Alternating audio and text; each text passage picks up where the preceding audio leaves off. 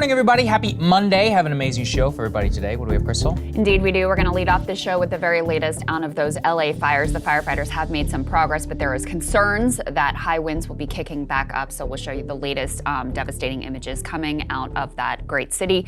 We're also going to take a look at Mark Zuckerberg going on with Joe Rogan, making some claims. Matt Stoller is going to be here. He's had a change of heart. It has nothing to do with anything very else. Genuine. It's purely out of the goodness of his heart. He's realized the error of his decades of his ways. Yeah, and just happens to also take great issue with the Consumer Financial Protection Bureau, just And like Mark Andreessen when he went on Joe Rogan's show. So anyway, Matt Stoller will be here to break that down. Very interesting situation.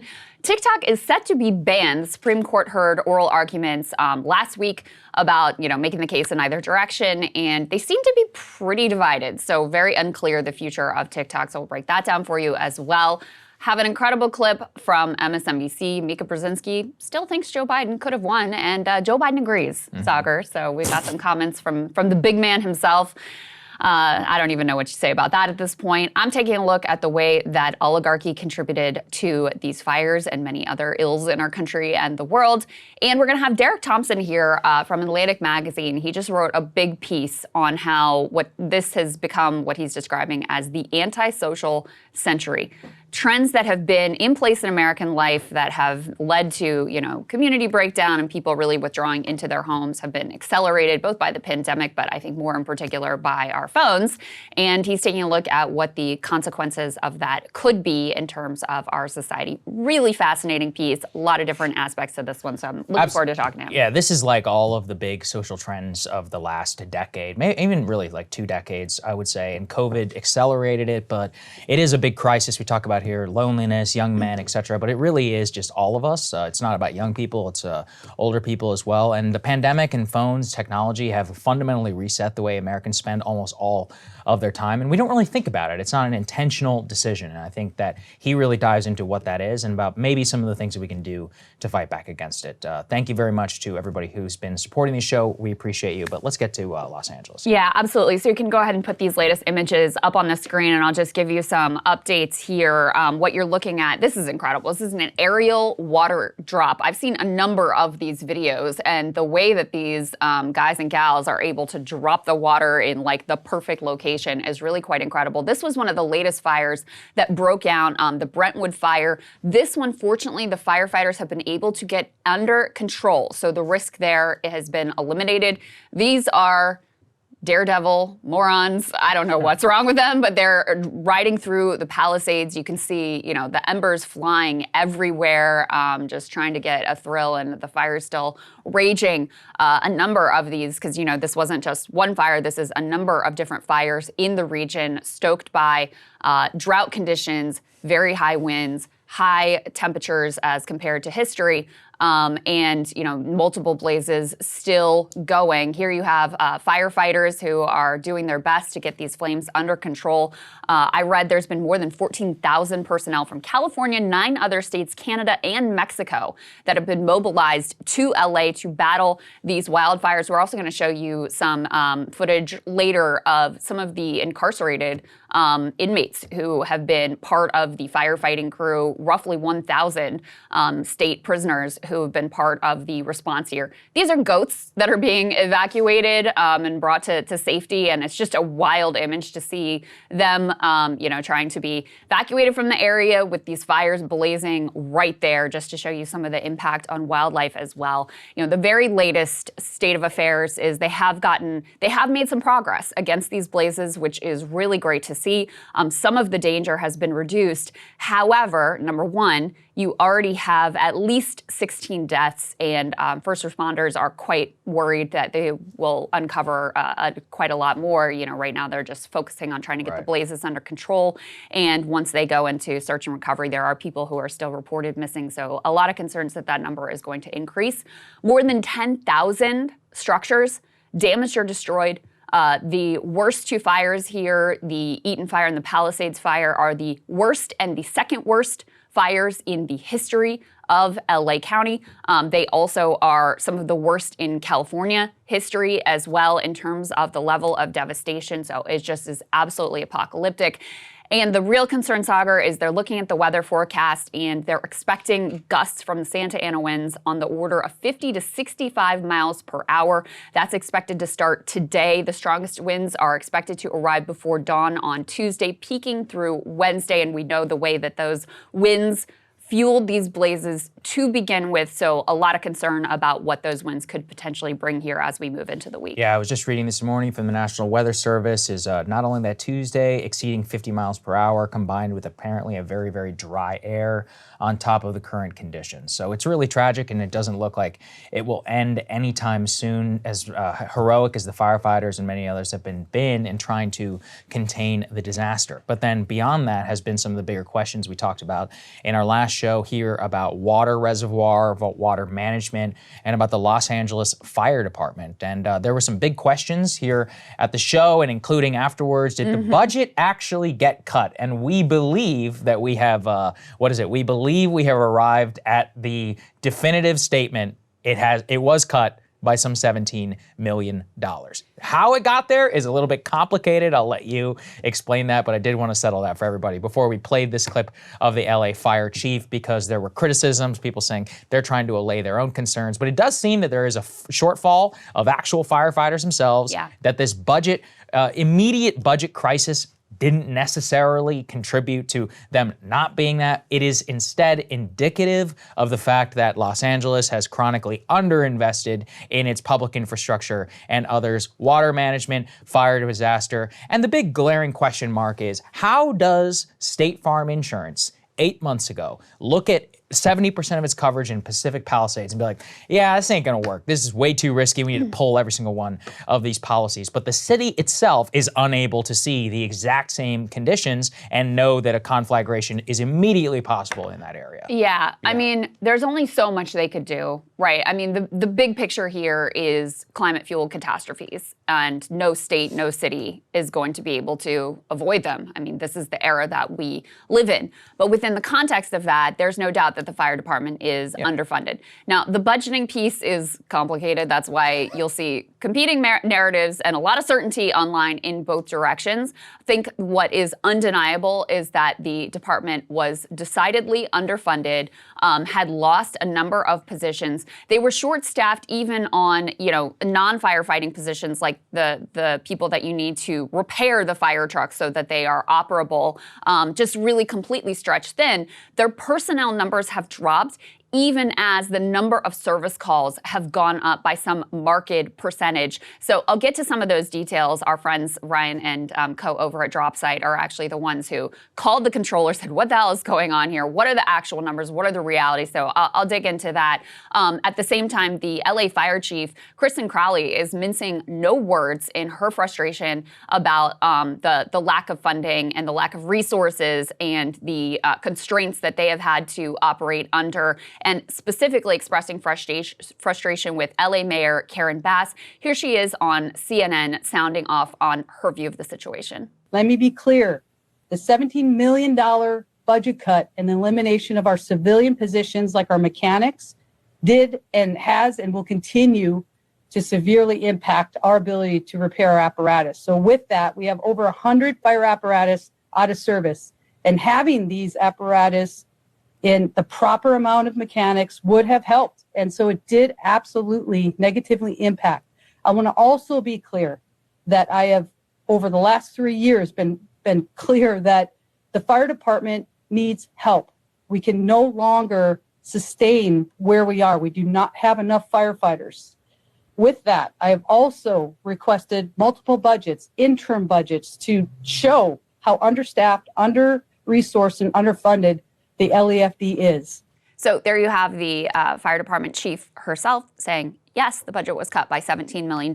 We can put this DropSite tear sheet up on the screen that did. I recommend you read through it because, it really goes beyond just this question of did they cut it $17 million or not? The reality is that they are facing unprecedented challenges and they are decidedly lacking in sufficient resources to even come close to dealing with it. And again, I do want to keep the focus on, there is no city, there is no mayor, there is no governor that could deal with the larger forces that made this conflagration so absolutely devastating. However, in this era, you have to be focused on what are our best chances of mitigating the impact from these climate catastrophes. So let me just read you a little bit of this article from Jessica Burbank, who did all the legwork on the reporting here. She says the LA Fire Department knew it was severely underfunded long before this fire. We don't have enough firefighters and medics. We don't have enough fire engines. We don't have enough trucks and ambulances in the field. That was an LAFD captain during city testimony at a budget hearing back last May 1st, 2024.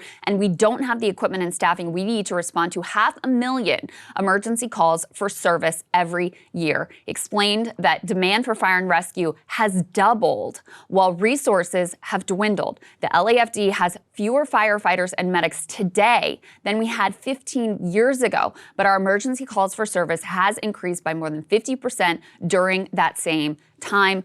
Just as one more example of how this underfunding, is it's actually a long time problem, predates Karen Bass, but made worse by this most recent budget. And in the most recent budget, it wasn't just firefighting that got cut. A lot of social services got cut. The Public Works Department got cut. Homelessness services got cut. The police department got a huge increase in their budget, multi-million-dollar increase in their budget. I'll go through some of those numbers in my monologue today. But they say 86 emergency vehicles at that May date were out of commission because they did not have the funds to hire sheet metal workers and mechanics to fix them. That included 40 fire engines, 36 ambulances, 10 fire trucks, and Captain Chung Ho testified during a budget hearing, it just makes no sense to have million-dollar fire trucks and engines taken out of service and sidelined because we don't have enough mechanics to keep them running. And finally, just to put about this question about the 17 million, blah, blah, blah, the city controller, who, oversees the budget, who also complained about how they're short-staffed and don't have accountants to handle payroll as well and are stretched incredibly thin, they also confirmed to Dropsite News, yes, their operating budget did get reduced by 17.6 million. Saagar, as best I can figure out, the reason there's confusion is because budgeting is really complicated. Yes, so part of what happens with these departments is they'll get a certain operating budget, and then it's just not sufficient for them to do the very basics of what they're obligated to do. They will go over budget, then additional funds will be shifted around to try to make them whole. So how do you count that? How do you count some of these one-time expenditures? Okay, well, if you spent that amount last cycle and then you're not planning on this one-time expenditure this cycle, does that count as a funding cut? So it is a little bit of a complicated picture. So I think getting away from the $17 million, the bottom line is this department is underfunded, and in an era of climate catastrophe,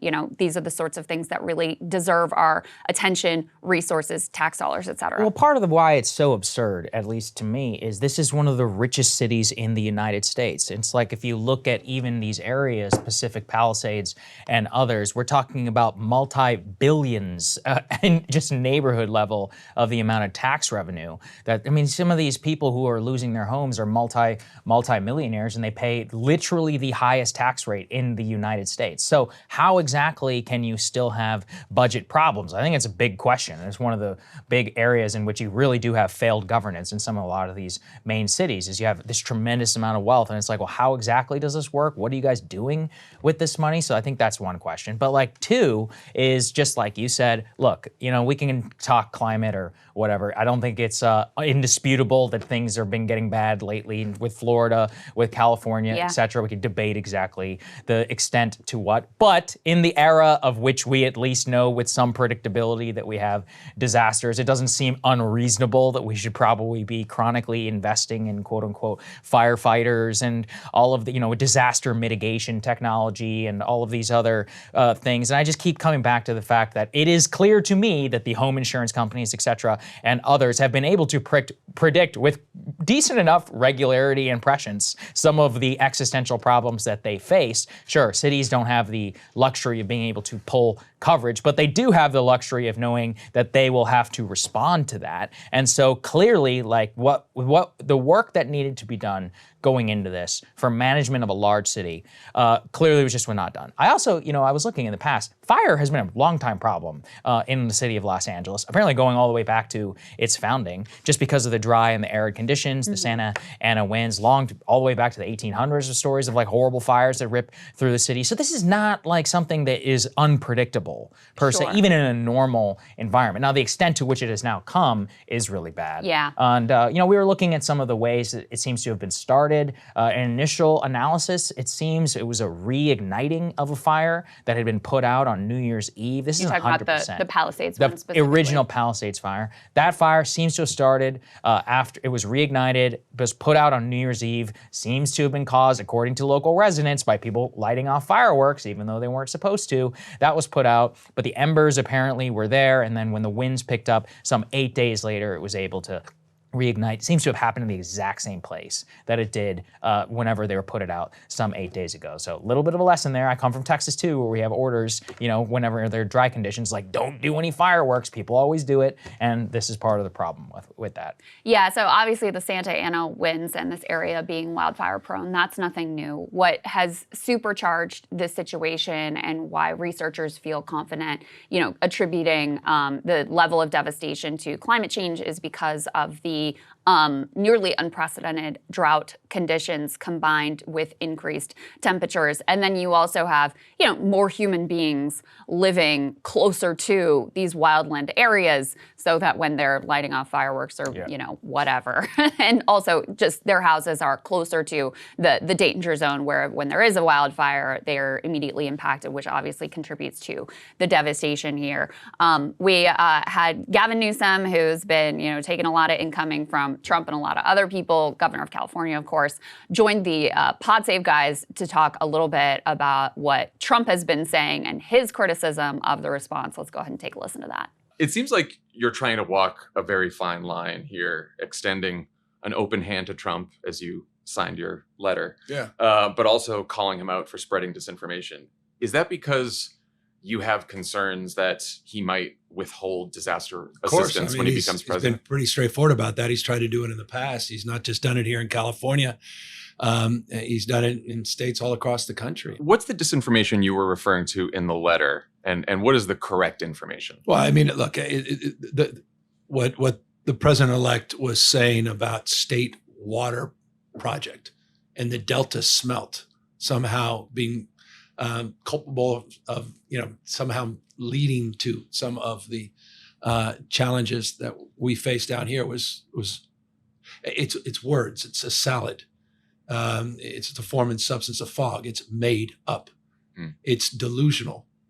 And it's a consistent mantra from Trump going back years and years and years. And it's reinforced over and over and over within the right wing. And so it's become gospel. And it's so profoundly ignorant.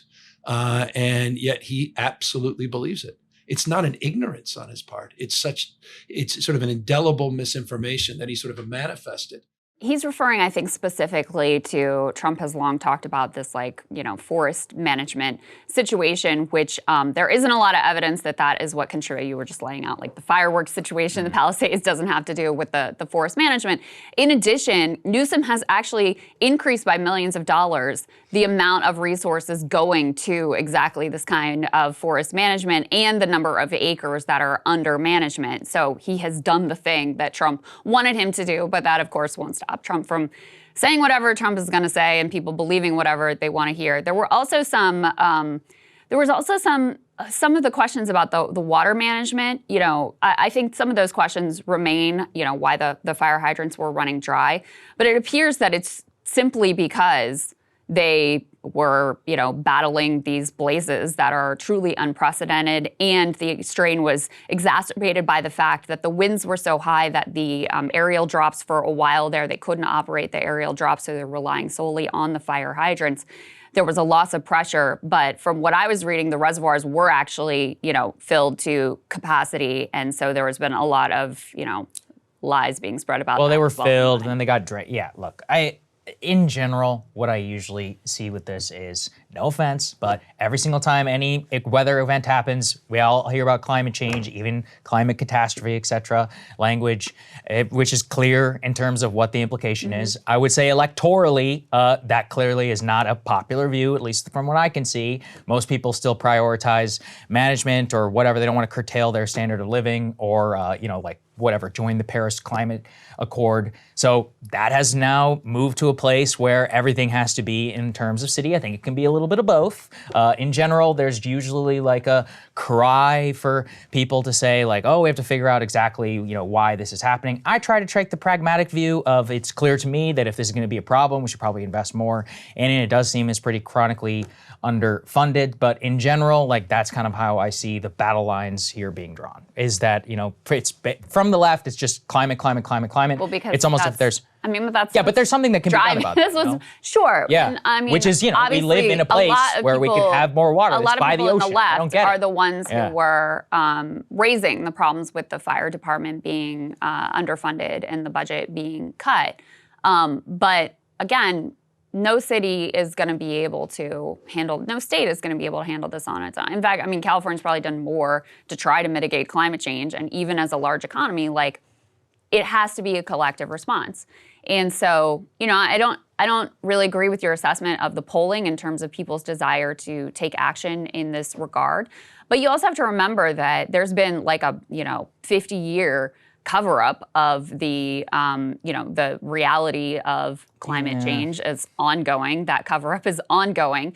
And there are a lot of very wealthy people who are quite interested in maintaining a status quo that benefits them and are just hoping they can hire enough private I don't think firefighters cover-up to mitigate stuff the damage stands anymore. The truth is, everybody. Does. No. Well, people know. The truth is, no, because the proposition is what? Oh, we need an all-electric future. We need to get rid of fossil fuels, etc. This is bullshit. It's just not going to happen. It's not bullshit. No, people are not going to. People, first of all, don't want to do that. People are not going to do that. It's not reality in terms of the way it would happen. But here's the other only thing, way it would is Saagar, some sort of Manhattan Project level, which again is not going to happen. That's the reason why people on the right, rather than acknowledging that the climate change has fueled these extreme catastrophes, which could help to mount a public campaign to collectively try to address the problem, as we also do, because we've already arrived. Last year was the hottest year on record. The last decade have been the hottest 10 years on record. We're already past 1.5 degrees Celsius increase from pre-industrial times. So we've already arrived here. So you're right. There needs to be massive investment in mitigation. But rather than doing that, the focus is on these, what happened with the fire hydrants, or, oh, it's DEI. Look, they've got a woman fire chief. That's really the problem here. And so there is a massive distraction campaign to keep people from actually grappling with the underlying causes here that are leading not just to this particular situation, but also, help fuel the devastating hurricanes that flooded and, were a total disaster for Western North Carolina and other regions that have made Florida effectively uninsurable. Like, all of these things fit together, but instead it's DEI, it's wokeism, it's the fire department getting cut, whatever, when the bigger picture here is quite clear. But here's the problem, is that by denying the fact that there's these articles from the LA Times, like the LAFD is too white, seems like a bit of an issue. It seems like a pure competence problem for me. I don't care what color or what gender. That lady seemed pretty competent to me. What's up? That lady who's running the fire department seems pretty competent. I'm not talking about her specifically. I'm talking about the fact that at a time in 2021, there literally were articles about DEI in the LA Fire Department. I think that's a problem. I think competency itself is the core for what all functions of life-saving organizations should be. I'm not going to get into specifically parsing, like, why are all these lesbians in the fire department, which appears to be like a vogue thing online. Instead, I would say, look, I don't care who you are. Can you do the job? Are we making sure the standards are there? And so that is, in my opinion, the problem is that nothing ever comes to mitigation. And nothing what ever evidence even do you have that any of them are not competent? Oh, I'm not talking about that. I'm saying a culture around ensuring that we have more black or lesbian firefighters does not seem to me to comport with a culture of competency itself. You have no evidence. Well, what am I supposed to do? Go do a systematic study? Yeah, I expect there to be evidence if you make a claim. Okay, then what evidence do you have that a pure white fire department can't do the best job? That's what I'm saying. DEI itself is a nonsensical thing that prioritizes equity for the sake of itself. It's such a distraction, though. Why is it a distraction? Okay. Yeah. You think that if you had had a man in charge of the fire department, they could have stopped the fires? Like, you have no evidence for that. You just assume that because it's a woman, she's not good at the job, or because she's a lesbian, she's not good at the job. What I'm saying is that there has been a priority. Such a distraction from the core problem here, which is that you have a 1,200-year drought. You have the temperature, average temperature in Calvert is 5 degrees hotter. The Santa Ana winds are nothing new. The reason it is so devastating are because of those two factors. And that has nothing to do whether there's a black person or a lesbian or a white lady or a white dude at the head of the fire department. Nothing to do with that. What I am saying is that it is clear there was a culture in the state of California and in the LA Fire Department specifically to look at quote unquote equity over the last 3 to 4 year period. Do I think on average, across all organizations, corporate, fire department, police, military, that culture competes with competency? Absolutely. Yes, I do. I am not personally indicting any of the people who are at the top of this or looking at their appearance and immediately making a judgment. I am saying, through both experience, through observation, that DEI itself is something that is generally the enemy of competence. It is on the people who are going to racially discriminate against others to prove that racial discrimination or sexual discrimination is better for competency, which is the core function. Problem here? That's not what I'm talking about, though. But I'm saying, but why focus on it then if it's not that important? Because it obviously is important. What is the number one factor here causing these fires in your opinion? What is the number one factor that led to the devastation of these drought fires? Conditions and wind, of course. Okay, so let's talk about it. Huh? No, we just did a whole thing about it. Dodge, climate change, whatever. Why are these lefties so obsessed with climate change? Well, because it's the number one thing driving this devastation, driving the Western North Carolina devastation. That is not true. No, that it is just simply not true. Go look at how popular the Paris Climate Accords were. Well, when Go Trump look pulled at how out of it, I popular don't remember investments it being in some green. Big problem. Go look at how popular investments in green energy are. But the thing is, Saagar, too, that you act like public opinion is just this static thing that just sits there and is what it is, versus something that is malleable and shapeable, and that people change their mind based on, I don't know, their home being destroyed by a climate-fueled catastrophe, whether they're here or in Western North Carolina. So, yeah, I, as someone who analyzes these situations, of course I'm going to focus on the number one factor that is causing these absolute cataclysms here and around the world, and really is going to contribute to destabilizing the entire globe. So the reason why I talk about it is I think that the way it codes, and this is what many people who talk about it are not able to do, is they are unable to communicate this in a manner which does not tell American citizens that their lives are not going to be significantly curtailed, which I think the true reality of most of this discussion is, oh, we have to get rid of cars that have too much emissions. We have to significantly curtail the way that we consume goods. We have to reduce our quote unquote carbon footprint, which means what? Which means that the price of all this stuff is going to go up, consumption itself is go down. I don't even necessarily think that's a bad thing per se. It's going to be tough in a hyper-individualistic and consumer capitalist society, which is the United States. Most of the way that this stuff is communicated is usually you're the problem, our whole society is the issue, or some imaginary wealth tax of 50% is going to change everything. It's just not. The bulk of the emissions are from the giant corporations and the wealthy. And by the way, what is going to increasingly fuel carbon emissions is this race for AI development, which is incredibly resource intensive, which we're having no conversation and debate about. But the reality is we have the technology to be able to do this. It just requires collective, yes, large scale, federal government led collective action. Yeah, but significantly changing the American way of life, which I think that people don't want to do. I don't even think that's true. But there are studies, for example, in Louisiana where they have major, there was the oil, I forget exactly, the facilities that were there. There's a good book about it, and I'm removing the name. The people there who were the most affected by the oil industry and others are the most Republican, because they are like, listen, at the end of the day, even though they're literally being poisoned by some of the things around them. Because their livelihoods are tied to extraction. Yeah, but their point is that it's clear to me that the left, the Green New Deal, et cetera, wants to do away with my job, and I don't trust that they're going to do because who told them that? It wasn't the left that told them that. It was the right that told them that. It so was you think that they're brainwashed, or they can think for themselves? I think that they've looked at. I think they're right. I think they've looked at the failures of the government in the past and things like NAFTA to be able to deliver quality of life. But I mean, again, I'm not saying it's an easy problem.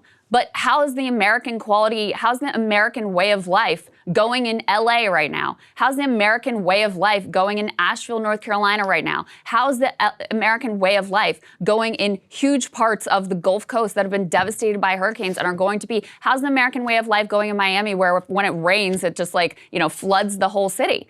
So yeah, there would be a cost. There would be a transition period. But the consequences of not acting, you ignore the consequences of not acting. Oh, I'm not ignoring. And those are absolutely grave and dire. And instead, want to talk about there's a lesbian in charge of the fire department. Isn't that the real problem? See, no, I it's think not that's the a real straw fucking man problem. too, for the fact that we're talking about DEI itself, which has been pervaded through the California government. But beyond that, which is bringing it to a democratic question. People have been bombarded with propaganda since I was probably born that, everything is horrible, the sea levels are going to rise. Many of these predictions don't end up being true, yes. Which then no, but it's not, because people said, X amount of coastline was going to disappear by, 2025, didn't happen. The same, catastrophic language is being used over and over again. People don't feel or see the fact that things are changing all that much beyond hurricanes and or fires. I think we should speak pragmatically. We can both accept that there will be more fire, more hurricane, et cetera, and say, okay, so what are we going to do about that? Well, we have to invest a lot more money in this and this. We don't necessarily need to say, all electric cars are going to be driven in the state of California by 2030. Ridiculous, absurd, never going to happen in the first place. At the end of the day, it's about a consumptive mindset, which fundamentally, you're talking there about transition. That requires a lot of trust from people that their lives and their jobs and all this quote unquote just transition language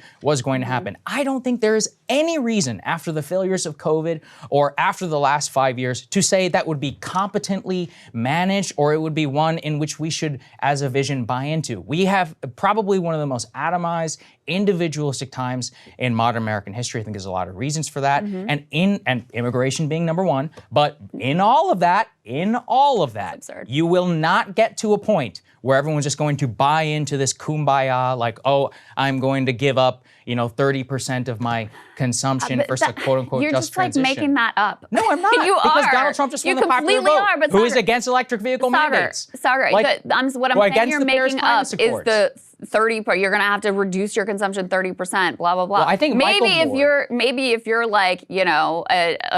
one of an Elon Musk of the world, maybe that might require some sacrifice. But I mean, what you're basically saying is we can't solve any big collective No, I'm not saying problem we together. can't solve it. Just I'm give up. We cannot solve any big collective problem. We're too atomized. We're too individual. So forget about it. Just let her rip and hope that you're one of the people who can afford the private firefighters when it comes for your house. Because that's the track that we're on right now, is just basically every man for themselves. If you're rich, you can rebuild. If you're poor, sorry, you can't get home insurance, you're screwed. And, the fire department is being cut because billionaires don't want to pay taxes. So you're just basically have to pray that you and your loved ones are going to be able to make it. Probably, look, I'm not defending billionaire tax levels, but don't they pay the most tax than anybody else in the state of California? I mean, that's what I'm talking about. This is a state with what a percent budget of their income do they pay in taxes? Probably Saagar? 5 to 7. Next to nothing. By the way, I'm not defending. Elon Musk pays next to nothing in taxes. I am not defending billionaire tax rates. What I'm saying is California is a G7 nation in and of itself. I think it would be G5 if it were its own independent country. So the idea it's not wealthy enough to handle this seems ridiculous to me. There are plenty of developed nations all across the world that seem to have a much better and more competent fire and hurricane disaster relief, Japan being one of them. My point is that it's clear within the context of mitigation itself, a lot more can be done. Democratically, if you want to continue to make the case for lack of consumption, et cetera, you can. I don't think it's going to work. I mean, I think the most honest discussion of climate change we ever had was who was the person who made the documentary with Michael Moore?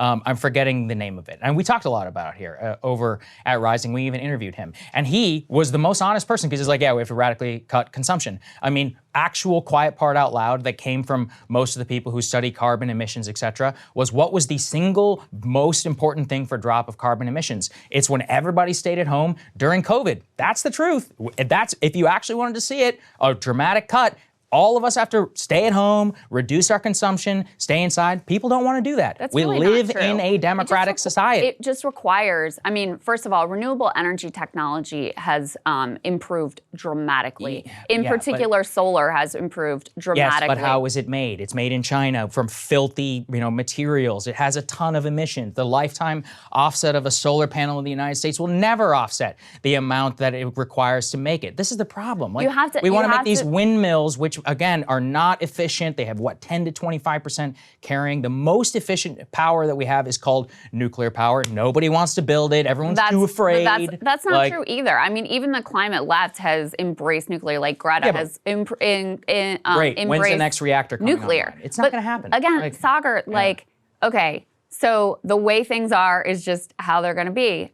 That's your position. No, and I just find that really, look, you might be right, but I have to say what I think would make a better situation where we don't have to constantly be, watching people tearfully talk about how all their possessions are lost and they've had to flee the home that they've lived in for decades and decades, and where parts of the country are just increasingly uninhabitable and where you can't be insured, and where, the only people who have a prayer of surviving in a reasonable fashion are the wealthy who can pay for the private firefighters and, rebuild even if they don't have homeowners insurance.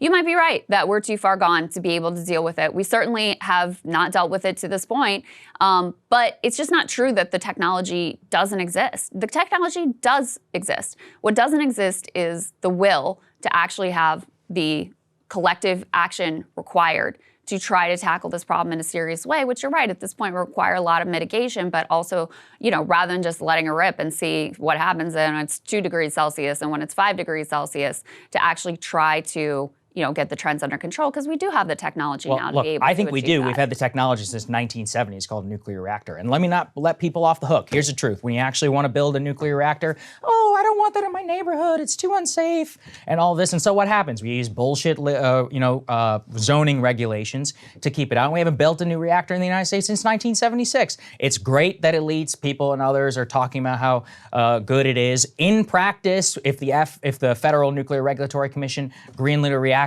tomorrow, it would still probably take a decade before we were able to buy it. The story out of Georgia is extremely blackpilling for both how much it costs, for the number of community pushback. I feel like there is a democratic check on what is real and what is not. I would love to see 1,500 reactors across this country, and then you can have as much AI, electric car, and all of that as you want. We don't have to burn a single, we don't have to have any oil, natural gas, etc. It will not happen, because I know, you can see even today this boomer fear of the reactor Saagar, why not is use everywhere. The platform you have. I do. Nobody's been more pro-nuclear to advocate for that, rather than just dismiss it as it's not going to happen. Let's talk about nobody DEI. been more pro-nuclear than I have. I've been putting it out there, but I've also watched with trepidation and with reality about how even Diablo Canyon, bringing back on that, was a titanic fight in the state of California. About how in Germany, sure, it's great, Greta said it. Well, most of the reactors are going offline. They're still burning more coal or burning Russian natural gas. Even Japan, the country I love, even the fact they had one nuclear disaster where not a single person was killed, and they basically took off a huge percentage of theirs because people are afraid. It's like dealing with this is just so maddening, because the truth is that the actual democratic check on this stuff, what I was talking about with oil or with nuclear, many people are either afraid, they can have all the facts that they want, they're just not going to listen. And in the meantime, we also have all these issues that we have to deal with. But the solutions, while they may be easy and staring us in the face, actually convincing people of that, I have not seen a correct playbook for it, so both Saagar, on nuclear or climate or any of this. Your ideal, if you could just Saagar gets to run the world. It'd be nice, wouldn't it? Your ideal There'd be no weed. Would be to tackle climate change using nuclear energy. Well, I think that at a certain point, things are mostly far gone at this point. A lot of it is going to be mitigation to the extent that we can reduce further carbon emissions. I would build 1,500 nuclear reactors tomorrow across the entire United States, fulfill Richard Nixon's vision of 1,000 nuclear reactors at a minimum, greenlight this, have abundant electrical power in which Americans don't have to worry about their power bills. We could build as much as we want. All the AI people can hook up to the grid. If you want an electric car, you can drive it, and we would have dramatically less carbon emissions. That is an abundant future, but I'm realistic too. I don't think it's going to happen. Listen, I think that is a great direction, and I just don't know why you sneer at people who, rather than just saying like, well, it's not going to happen, who try to make the case for and try to hold on to a possibility that we could do something on that scale and try to actually mitigate the forces. I don't understand why you would sneer at people who are still trying to make that case. I'm not sneering per se. It's It's attitudinal, because the attitudinal shift is one of which it's like people just don't. The attitudinal shift is we have to have is that all of these discussions, like you were talking about, DEI, et cetera, irrelevant. It's a cover up, or it's the fault of the fossil fuel companies from 35 years ago covering up studies. I don't think that's the problem. I think people have plenty of information. It's just that they don't care, or they have very, very low institutional trust to do anything about it. I would posit that you're missing a key part here, which is that you are acting like we live in a democracy. And I mean, we covered, and I have a piece of this in my monologue, but remember this dude who was like an ExxonMobil lobbyist, and he was caught on camera, thought he was doing a job interview, and he laid out the playbook.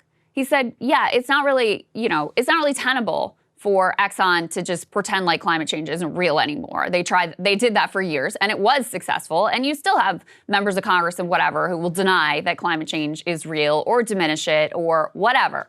But he says, what we'll do, we'll back a solution that we know is never going to happen politically, and we will buy off members of Congress, and number one senator that he mentioned was Joe Manchin, to make sure that our interests are protected and nothing ever changes. And so that playbook has not gone away. It is tremendously effective. And then, like I said, you have a lot of Zuckerberg, Elon, all of the players in the AI space, of which there are many, who also are very interested in, not having this conversation and not changing the status quo, because of the way that AI and crypto are so resource and carbon intensive. So I do think that dramatically impacts what is possible, because it's not that people. Anytime you poll people about wanting a green energy transition, about support for the Paris Climate Accords, et cetera, they're very receptive to that. There's long been a majority coalition in favor of a green transition. But I do think that a lot of what blocks change is politicians who are bought off by the fossil fuel industry and other industries who want to keep things the way that they are. So listen, I'm not saying that what I want to happen or what you want to happen, which you laid out, is likely to occur.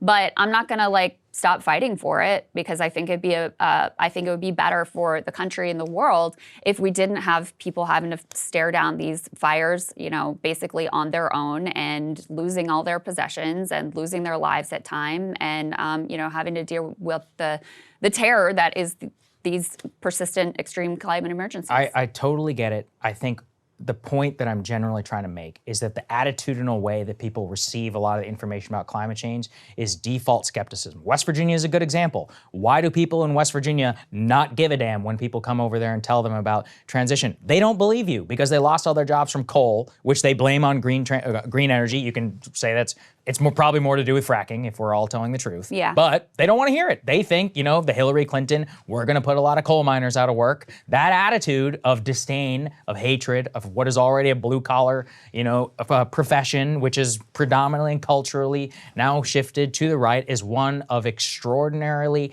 lack of trust in cultural institutions. And you're sneering at DEI discussion. They hear it and they see it, because a lot of these people understand what it's like to be discriminated against, because they're working class, white, and that's part of their culture. And they understand very clearly that, at least culturally, Trump or Joe Manchin or these types of people are the ones who are fighting for them on the issues that they care about, and they trust them to look out for more of their interests more. And, I would also say, who replaced Joe Manchin? Republican. So what do we know? It's like the party and the capture of the state, which Trump was, what did he win it by, 40, 50 points? It's one of the biggest swings to a Republican there, is a good example of what I'm talking about lack of institutional trust, both on culture, which clearly these people care about a lot, but also in terms of who they want to look out for their interests. And that's a difficult conversation to have. And it's one where any discussion of Green New Deal or anything coded, even like somewhat left-wing, is just a non-starter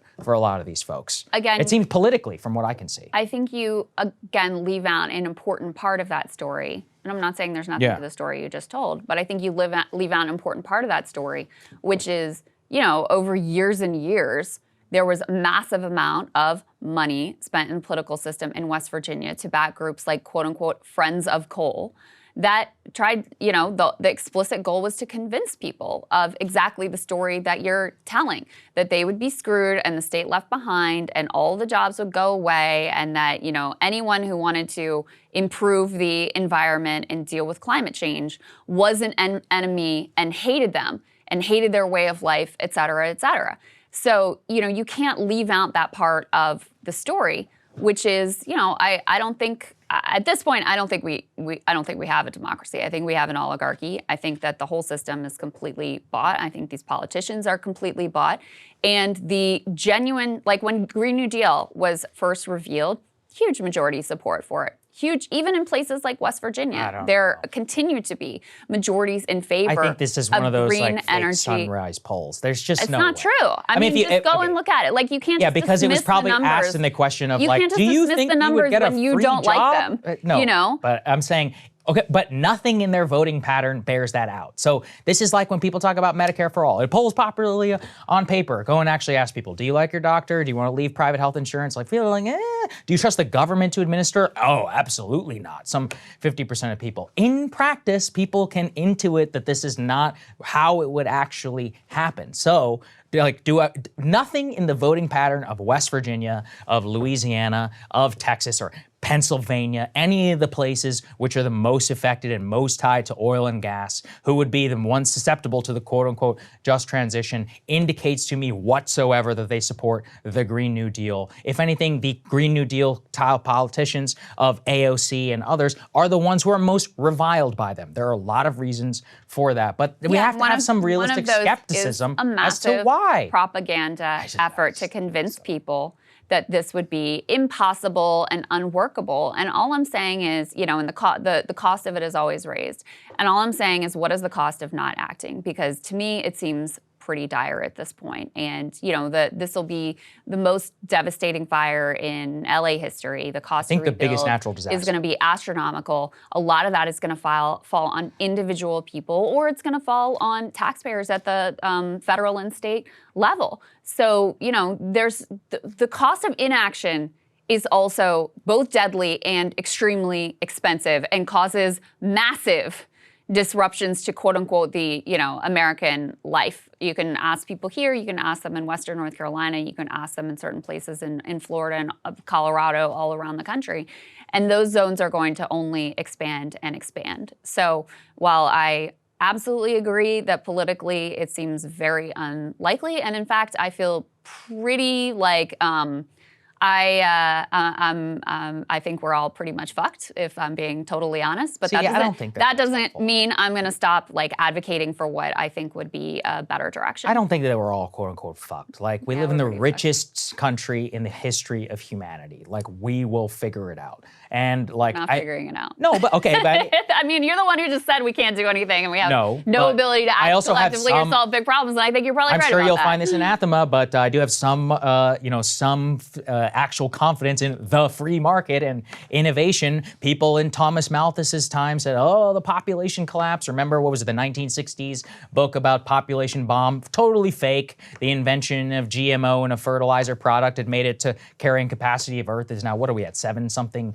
billion? So look, like in 1960, they had the same catastrophic apocalyptic narrative. By 20 years, it was outdated and it seemed utterly ridiculous. So do I think we're all fucked? No, I think we're going to be okay. Are some people who live at, what's that island that's sinking? Is it the Maldives or Marshall Island? Yeah, one of those. Yeah, I wouldn't want to be you, but How about LA? Would you want to be an LA resident? Would you want to be living on the Gulf Coast It's still of Florida? a city. Oh, wait, Would you want to look, be we're about living to do in a Western North segment. Carolina? We're about to do a segment about how price gouging is happening with rent. I mean, there's still a city of 10 million. In fact, apparently the number of people who want to move to LA and to buy real estate there is so high that they can't even keep up with demand. So clearly the people themselves, most of them want to stay. I think some of the ultra wealthy will flee, and a lot of people still want to move there or want to live there. It's part of the reason it's one of the most desirable and wealthy neighborhoods in the entire U.S. So I think that things will be okay. I didn't think things are going to be great, but we seem to figure it out here. Does that mean that it'll be like waving a magic wand tomorrow and it will all just go away? But I think the demographic population bomb example is a good one. Most people who have that analysis are wrong in a very, very short period of time. People said that about oil. America will never be energy independent. I was just reading a book about 1980s in the Permian Basin in Texas. It said this basin is dead. Nobody will ever take any more oil out of it. It's economically depressed. 2005 fracking is invented. The boom happens, and the number of jobs and economic activity that have exploded in the area in the last 20 years has turned America into the largest energy producing country in the history of the world. So things can change rapidly through technology. We were talking about how we're all going to be reliant on the Saudis by 2009. In fact, the Saudis are the ones who are trying to depress our oil industry. So I just think things are a lot more moving. Technology has a way of changing the conversation in a way that is very, very difficult to predict. I think the only thing we can predict with any certainty is that some technology will come forward. That doesn't mean everything will be perfect, but it does mean that the status quo will not be the same. Well, I'll hope and pray that you're right. Hey, if you like that video, hit the like button or leave a comment below. It really helps get the show to more people. And if you'd like to get the full show ad-free and in your inbox every morning, you can sign up at breakingpoints.com. That's right. Get the full show, help support the future of independent media at breakingpoints.com.